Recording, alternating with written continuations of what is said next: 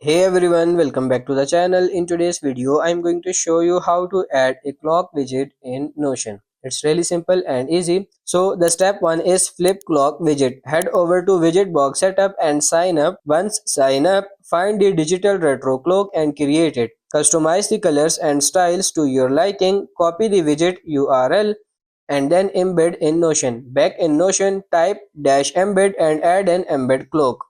Paste the copied URL and click embed link. Adjust the size if needed, and then analog clock widget. For the analog clock, go to indify.co, sign up and create a clock widget. Customize the clock type, time zone and style options.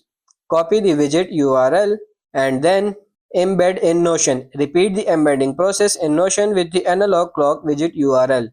Adjust the size as desired, and that's pretty much it. So that's how to add a clock widget in Notion. I hope this video was helpful. If it is, like it and subscribe to the channel. Thank you.